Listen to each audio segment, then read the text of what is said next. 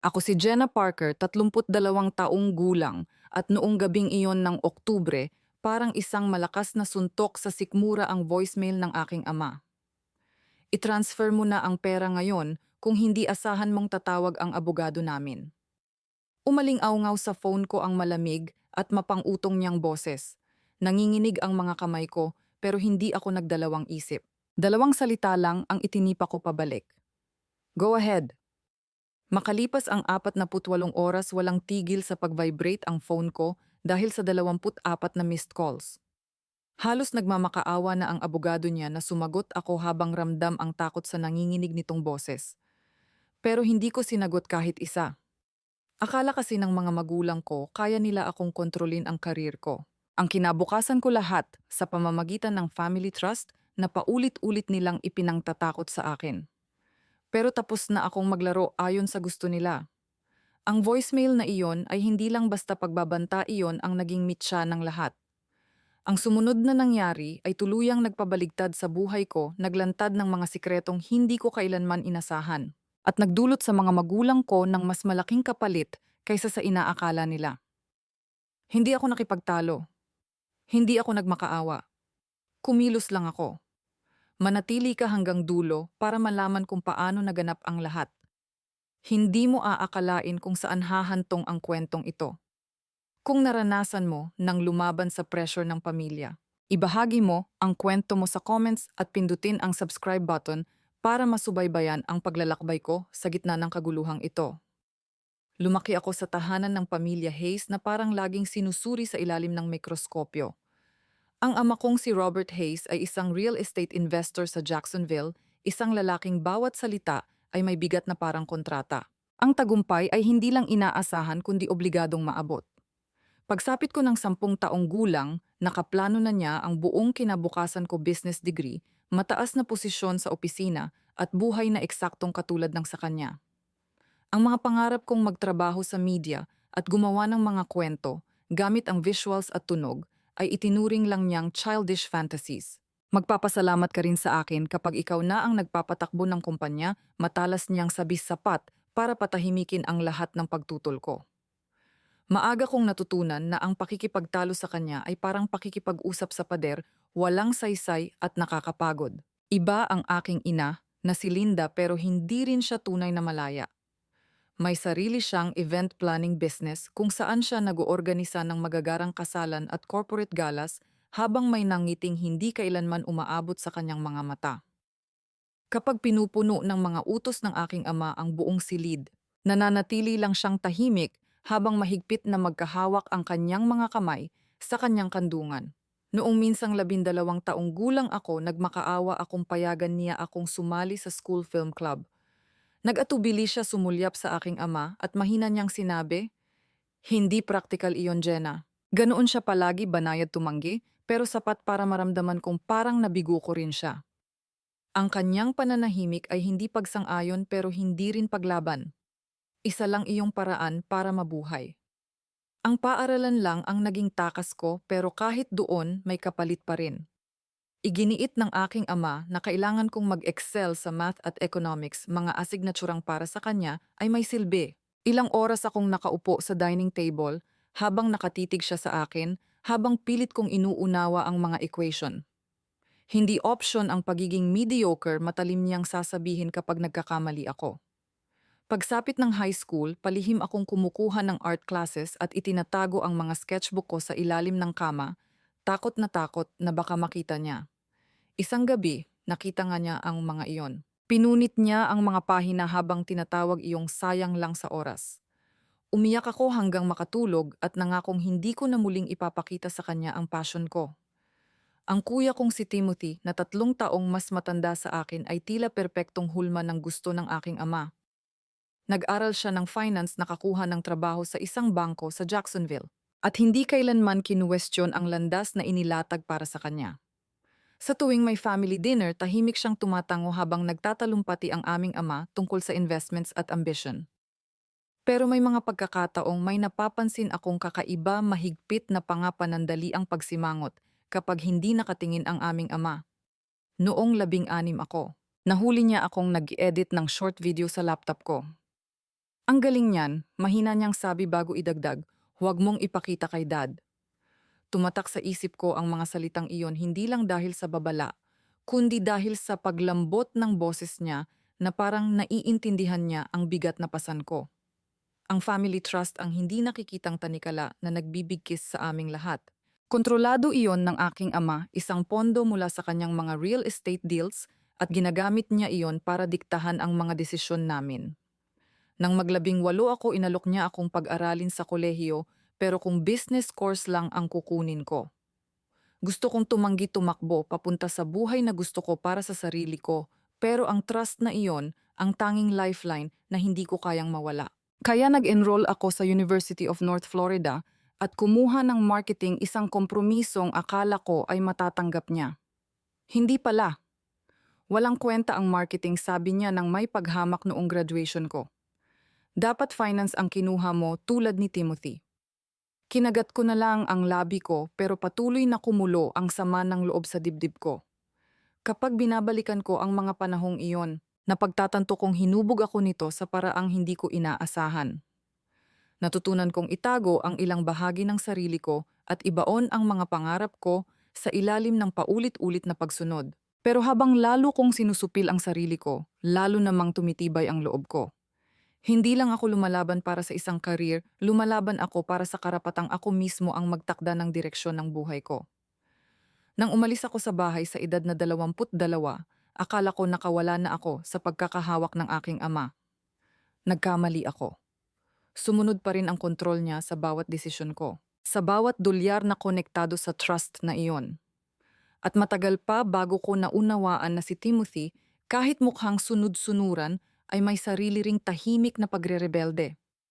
Nagbago ang lahat nang makilala ko si Matthew Brooks sa isang music festival sa Jacksonville. 30 taong gulang na ako noon at pilit pa ring hinihilom ang mga sugat na iniwan ng mga taon ng pagkontrol ng aking ama nang makita ko siyang nag-aayos ng soundboards para sa isang local band. Nahatak ako ng magaan niyang nangiti at tahimik na kumpiyansa. Mahilig ka rin dito, tanong niya nang mapansing pinapanood ko ang stage crew.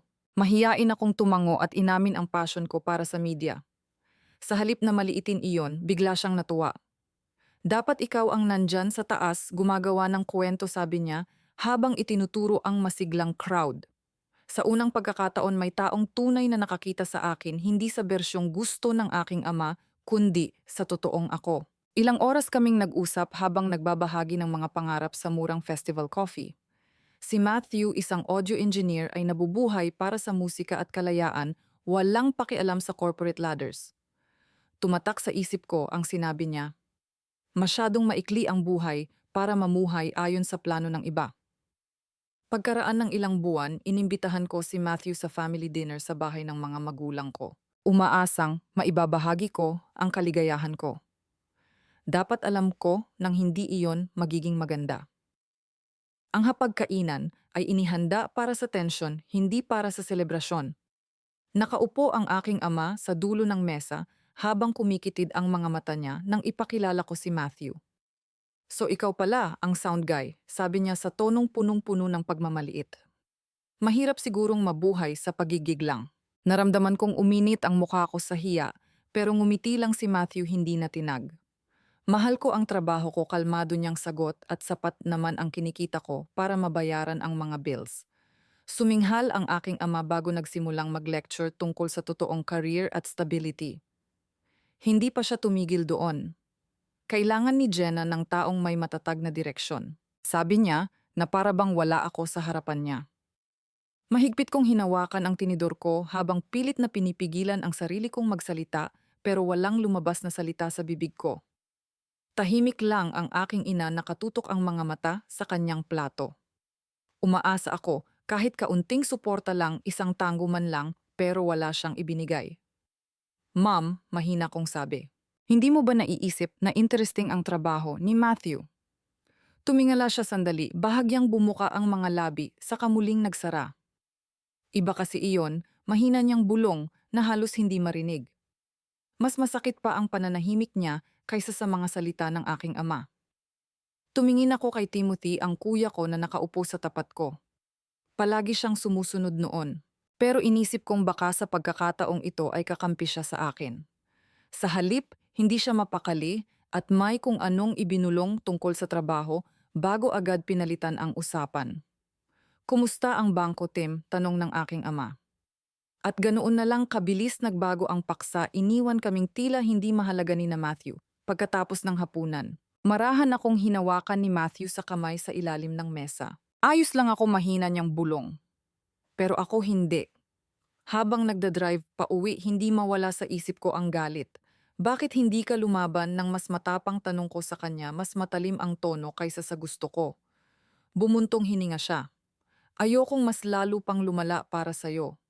Lalo lang akong nainis sa pagiging kalmado niya. Pakiramdam ko, mag-isa akong lumalaban. Naipit sa pagitan ng inaasahan ng pamilya ko at ng buhay na gusto kong buuin kasama siya. Gabing iyon, hindi ako makatulog habang paulit-ulit na bumabalik sa isip ko ang mapanlait na tingin ng aking ama, ang pananahimik ng aking ina at ang pag-iwas ni Timothy. Ipinakilala ko si Matthew sa mundo ko dahil umaasa akong makikita nila ang nakikita ko sa kanya. Pero sa halip, basta na lang nila kaming binalewala nang hindi man lang nag-isip. Hindi lang iyon tungkol sa hapunang iyon. Tungkol iyon sa bawat pagkakataong hinayaan kong sila ang magdikta kung sino ako. May kailangang magbago. Nagsimula ang totoong problema nang mag-invest ang mga magulang ko sa media startup ko. Ilang taon kong itinayo ang kumpanya ko. Isang maliit na business sa Jacksonville na gumagawa ng promotional videos para sa mga lokal na negosyo. Iyon ang naging lifeline ko, patunay na kaya kong sundan ang passion ko kahit kinamumuhian iyon ng aking ama. Pero nang humigpit ang cash flow, nagkamali akong tanggapin ang tulong nila. Hindi lang pera ang inialok ng aking ama, kundi ang family trust, isang pondong galing sa kanyang real estate empire. Akala ko noon, tanda iyon ng pagtitiwala. Nagkamali na naman ako. Partners na tayo ngayon, sabi niya na ang ngiti ay mas kahawig ng kontrata kaysa kabaitan. Mula noon, bawat desisyon ko ay kailangan munang dumaan sa pag-aproba niya. Gusto kong kumuha ng bagong editor, hihingin niya ang resume nito. Gusto kong mag-pitch ng matapang na campaign, ibabasura niya agad dahil masyado raw risky. Ang kumpanya ko, ang pangarap ko, unti-unting dumudulas sa mga kamay ko habang lalo akong nakatali sa kontrol niya. Mas lumala pa ang lahat nang magsimula kaming magplano ni Matthew para sa kasal namin. Nagtakda kami ng petsa para sa susunod na tagsibol at pinangarap ang simpleng seremonya sa isang park sa Jacksonville. Sapat akong naging inosente para isipin na matutuwa ang mga magulang ko para sa akin. Sa halip, pinatawag ako ng aking ama sa opisina niya, isang malamig na silid na puno ng property deeds. Kailangan mong ipagpaliban ang kasal, sabi niya habang nakasandal sa upuan. Hindi pa stable ang kumpanya mo. Sa business ka muna mag-focus. Natulala akong tumitig sa kanya. Dad, buhay ko ito, hindi board meeting, matalim kong sagot. Kumitid ang mga mata niya. Pinupunduhan ng trust ang buhay mo, sabi niya. Kung gusto mong manatili iyon, makinig ka. Mabigat na bumalot ang pagbabanta niya kapag pinakasalan ko si Matthew, hihilahin niya ang suporta sa kumpanya ko. Naramdaman kong sumikip ang dibdib ko habang dinadaganan ako ng bigat ng mga salita niya. Nang gabing iyon, lumapit ako kay Matthew, inaasahang kasing galit ko rin siya. Mapapaniwalaan mo ba siya? Tanong ko habang pabalik-balik sa apartment namin. Kumunot ang noo ni Matthew pero nanatiling kalmado ang boses niya. Nagbabluff lang siya, Jenna. Hindi niya hahayaang bumagsak ang kumpanya mo dahil pera rin niya iyon. Pero hindi ako sigurado. Hindi marunong mag-bluff ang aking ama. Palagi siyang kalkulado. Bawat dolyar mula sa trust ay may kapalit at ngayon mas humihigpit ang mga tanikala nito sa kinabukasan namin ni Matthew. Tumanggi akong ipagpaliban ang kasal. Desisyon namin ito. Sigaw ko sa ama ko sa isang mainit na tawag sa telepono. Wala kang karapatang magdesisyon para sa amin. Yelo sa lamig ang naging sagot niya. Subukan mo akong kalabanin at hihilahin ko ang bawat sentimo. Mawawalan ka ng lahat. Biglang naputol ang tawag at naiwan akong nanginginig sa galit at takot. Nakataya ang kumpanya ko, ang pangarap ko, pati na rin ang relasyon ko. Pagkaraan ng ilang araw, nag-text ang aking ina. I'm sorry, tungkol sa father mo, iyon ang nakasulat. Gusto lang niya ang makakabuti para sa'yo. Matagal akong nakatitig sa screen habang unti-unting lumulubog ang puso ko. Pareho pa rin ang dati niyang ginagawa, mahihinang paghingi ng tawad na hindi kailanman sapat para kontrahin ang aking ama. Ma'am, bakit hindi mo kayang panindigan ang sarili mo laban sa kanya? Mabilis kong itinipa habang nanginginig ang mga daliri ko. Hindi siya nag-reply. Ang pananahimik niya gaya ng dati ay mas malakas pa kaysa anumang salita. Gusto kong sumigaw magmakaawa na makita niya kung gaano ako nasasaktan, pero alam kong wala ring mangyayari. Matagal na niyang pinili ang panig niya at hindi iyon akin. Niyakap ako ni Matthew habang umiiyak ako at paulit-ulit na sinasabing makakahanap kami ng paraan para malampasan ang lahat. Pero nanatili ang takot. Hindi lang pera ang dahilan ng pagbabanta ng aking ama. Gusto niya akong wasakin, pilitin akong sumunod sa kagustuhan niya. At hindi ko alam kung hanggang kailan ko pa kayang lumaban. Pagsapit ng tagsibol tuluyan nang nabaligtad ang mundo ko. Akala ko, kaya naming harapin ni Matthew ang unos ng pagbabanta ng aking ama na hihilahin niya ang funding sa media startup ko. Naranasan na namin noon ang kontrol niya, ang pagpupumilit niyang ipagpaliban namin ang kasal, ang mahigpit niyang pagkakahawak sa kumpanya ko, pero naniwala akong mas matatag ang pagmamahalan namin kaysa roon. Pagkatapos isang gabi, nagbago ang lahat. Umuwi si Matthew mula sa isang gig nang mas huli kaysa karaniwan, maputla ang muka at wala ang karaniwan niyang kumpiyansa. May kakaibang lungkot sa mga mata niyang hindi ko mabasa. May nakipagkita raw siya, pero tumanggi siyang sabihin kung sino. Kailangan nating mag-usap, sabi niya sa mababang boses na halos basag. Umupo ako sa couch habang malakas ang tibok ng puso ko at pabalik-balik siya sa sala. Hindi ko na kaya ito, Jenna, sabi niya, habang iniiwas ang tingin niya sa akin. Mas magiging mabuti ka kung wala ako. Pinalalaya na kita. Para akong nagyelo habang ang mga salita niya ay tila matalim na kutsilyong tumarak sa dibdib ko. Ano bang sinasabi mo, sigaw ko habang tumatayo. Nanginginig ang boses ko. Tungkol ba ito sa father ko? May nangyari ba ngayong araw? Umiling siya, mahigpit ang pagkakakuyom ng panga niya, pero wala siyang paliwanag na ibinigay. Hindi lang talaga ako sapat para sa'yo, mahina niyang bulong habang kinukuha ang jacket niya. Bago ko pa siya mapigilan, lumabas na siya. Sumarara ang pinto at naiwan akong mag-isa sa apartment namin habang bumabalot ang nakakabinging katahimikan. Nagulo ang isip ko. Hindi kailanman naging ganoon kalayo si Matthew sa akin. Bakit ngayon, ano ang nangyari habang wala siyang ramdam kong may mali, pero hindi ko mabuo ang mga piraso ng katotohanan. Buong gabi kong inulit-ulit sa isip ang mga sinabi niya habang desperado akong naghahanap ng sagot. Pinalalaya na kita. Walang saysay iyon para sa akin. Ang tagal naming lumaban para mabuo ang buhay na gusto namin, para kontrahin ang kontrol ng mga magulang ko. Bakit niya ako iiwan ngayon? Tinawagan ko siya, tinext, nagmakaawa para sa paliwanag, pero nanatiling tahimik ang phone ko. Kinaumagahan, napalitan ng matinding lungkot ang galit ko. Ang apartment na minsan naming pinagsaluhan ay pakiramdam ko ngayoy isang kulungan, bawat sulok puno ng alaala naming dalawa habang nagpaplano ng kasal at nagtatawanan sa gitna ng late-night take-out meals. Hindi ko na kayang manatili roon. Nag-empake ako ng ilang gamit at tumiretso kay Caitlin Walsh, matalik kong kaibigan at isang real estate lawyer sa Jacksonville. Kailangan ko ng matutuluyan, sabi ko, habang halos hindi ko na mapigilan ang pagbasag ng boses ko. Hindi na nagtanong si Caitlin. Dito ka muna sa akin, sabi niya, habang mahigpit akong niyayakap. Ang kondo niya ang naging tanging lugar kung saan muli akong nakahinga. Malayo sa impluwensya ng mga magulang ko at sa masakit na alaala ng pamamaalam ni Matthew. Kinaumagahan, habang magkaharap kami ni Caitlin na may hawak na kape, ibinuhos ko sa kanya ang lahat ng sakit na dinadala ko. Iniwan niya lang ako, sabi ko habang nanginginig ang mga kamay ko sa pagkakahawak sa mug. Hindi man lang niya sinabi kung bakit. Buong hapon siyang may kinita, tapos pag-uwi niya, bigla na lang niyang tinapos ang lahat. Kumunot ang noo ni Caitlin. Hindi ganyan si Matthew, sabi niya. May mali. May sinabi ba siya tungkol sa taong nakita niya? Umiling ako habang lalong sumisikip ang pakiramdam sa dibdib ko. Ayaw niyang magsalita. Ang sabi lang niya, hindi raw siya sapat para sa akin. Yumuko ng bahagya si Caitlin at naging matatag ang boses niya. Jenna, kilala mo siya. Hindi siya madaling sumuko. May nakaimpluwensya sa kanya. Nagdulot ng munting pagdududa ang mga salita niya. Ama ko ba iyon? Ang nanay ko. Hindi ko alam, pero unti-unting kinakain ng hinala ang isip ko. Nagpapalala ng sakit at kasabay nito'y nagpapalakas ng loob ko. Ang mga sumunod na araw ay naging magulong halo ng lungkot at mga tanong.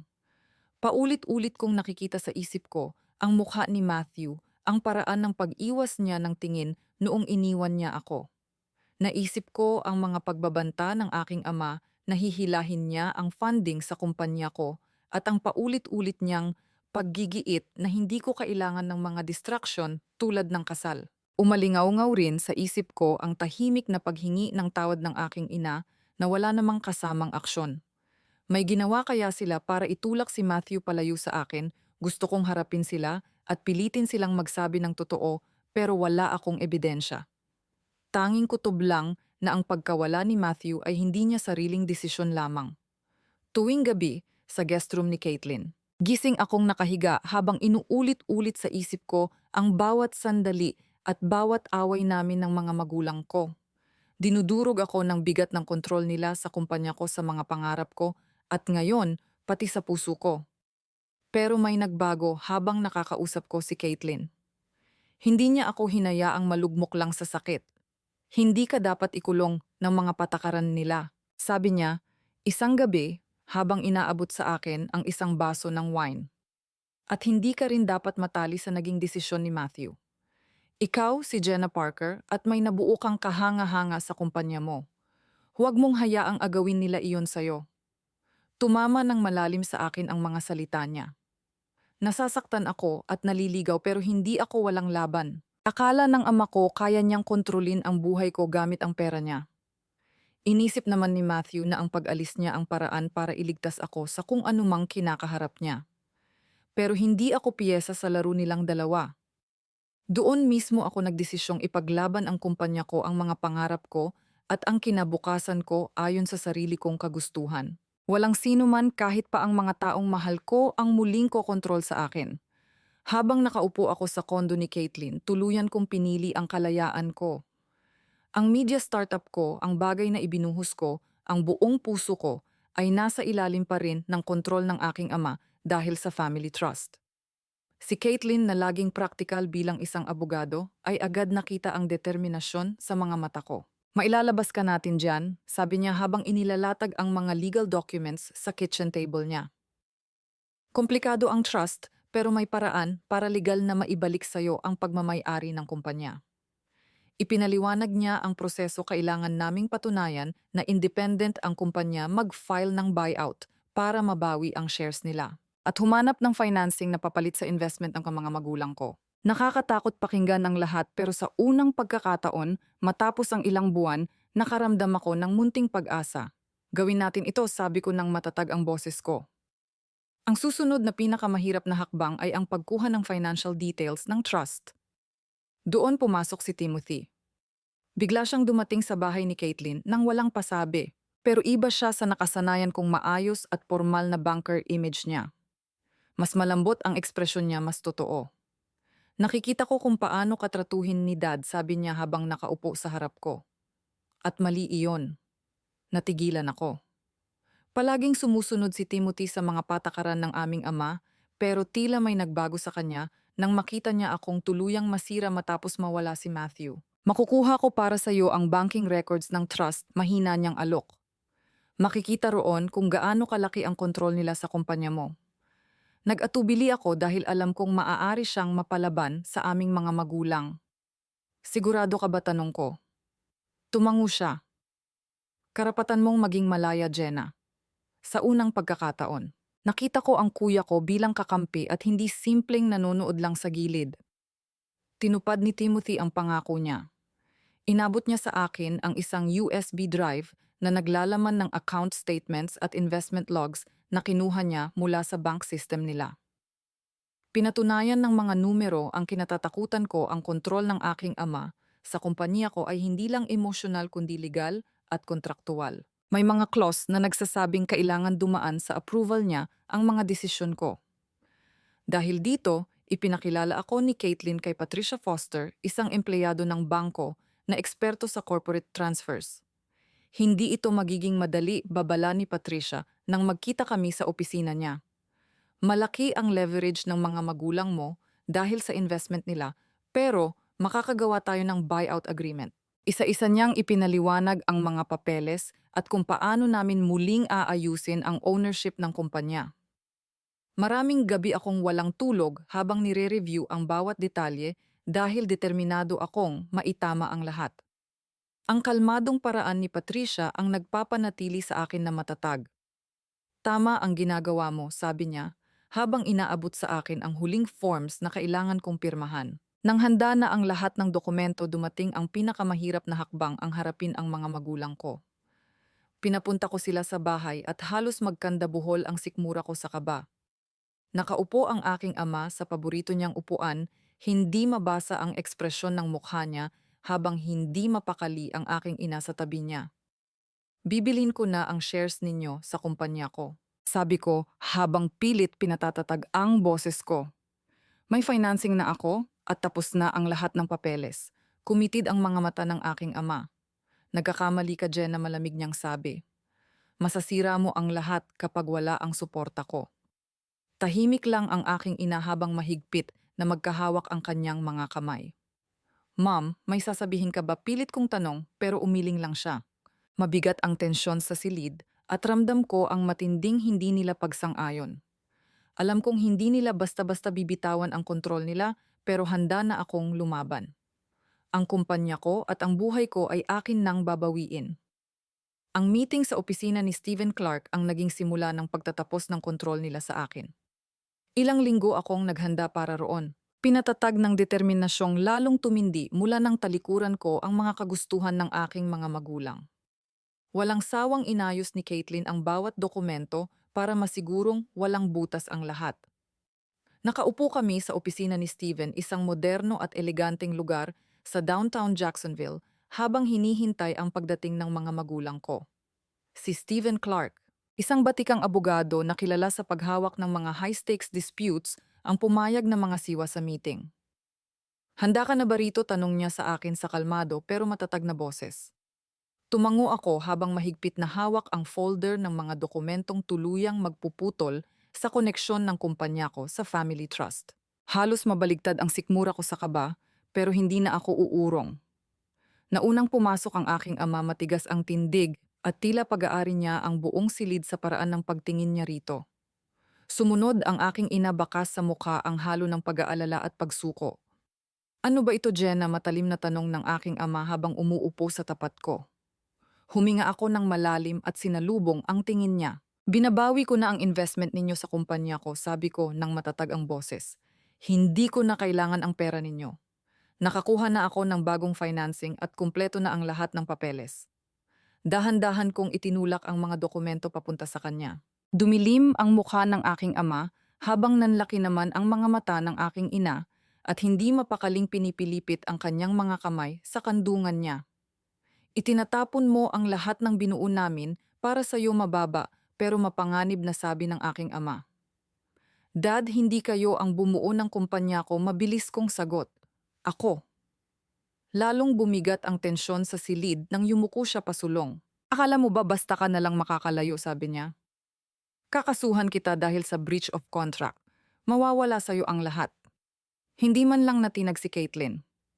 Walang breach, diretsahan niyang sagot habang binubuksan ang briefcase niya at inilalabas ang makapal na stack ng papeles. Ang buyout agreement ay naaayon sa lahat ng terms ng trust. Natupad ni Jenna ang bawat legal na obligasyon.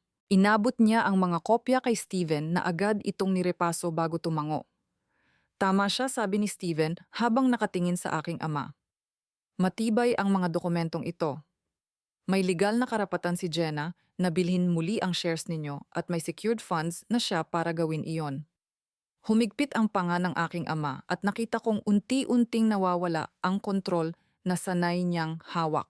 Kitang-kita ko ang galit sa mga mata niya, pero sa unang pagkakataon, hindi na ako nito kayang takutin. Sa wakas ay nagsalita rin ang aking ina, nanginginig ang boses niya. Jenna, pakiusap, pag-usapan natin ito. Maaayos pa natin ito bilang pamilya. Humarap ako sa kanya habang mabigat ang puso ko pero buo ang loob.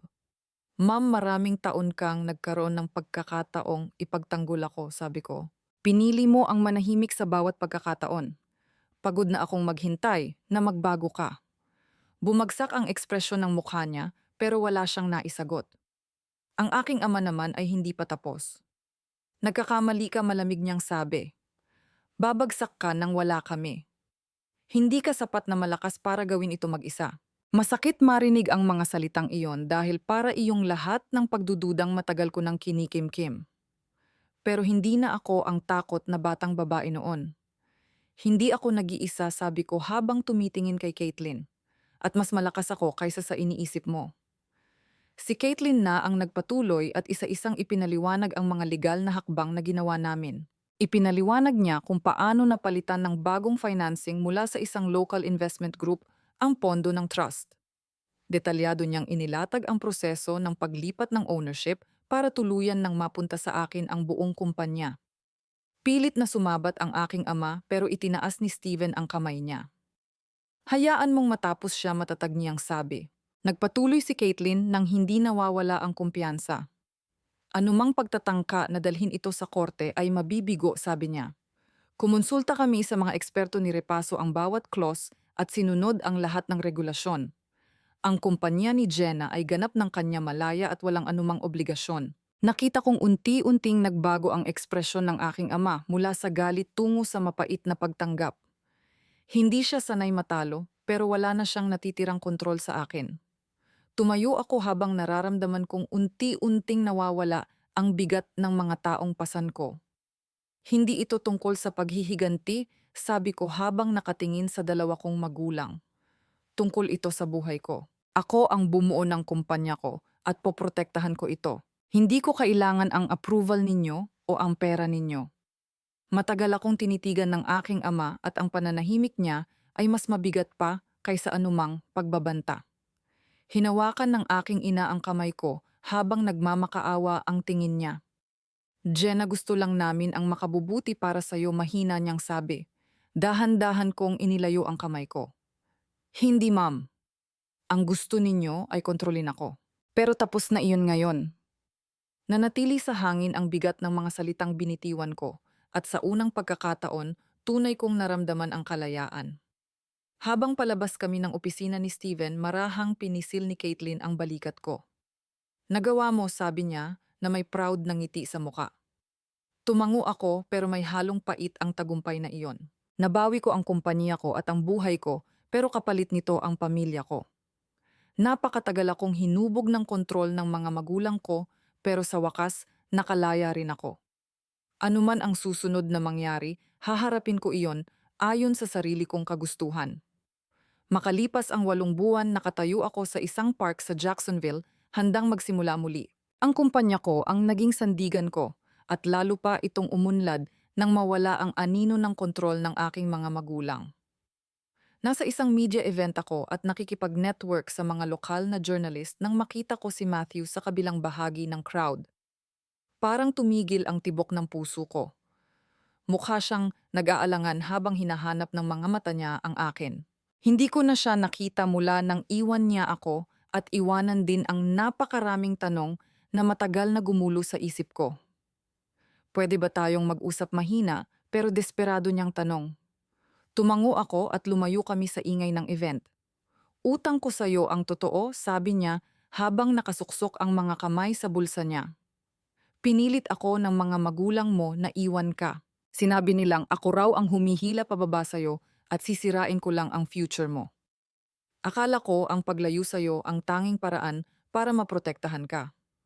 Parang alon na tumama sa akin ang mga salita niya at pinatunayan nito ang mga hinalang pilit kong ibinaon noon.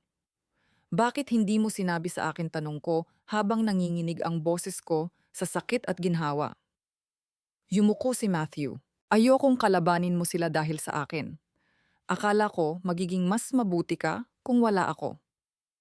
Huminga ako ng malalim para pakalmahin ang sarili ko. Nilabanan ko pa rin sila, sabi ko. Binawi ko ang kumpanya ko at ang buhay ko. Malaya na ako ngayon, Matthew, at ginawa ko iyon para sa sarili ko. Lumambot ang mga mata niya at may munting pag-asang muling sumilay sa mukha niya. Hindi ako tumigil na mahalin ka, mahina niyang sabi.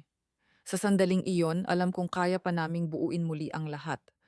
Ikinuwento ko sa kanya ang lahat kung paano ko tuluyang pinutol ang ugnayan ko sa mga magulang ko at kung paano ko piniling tahakin ang sarili kong landas.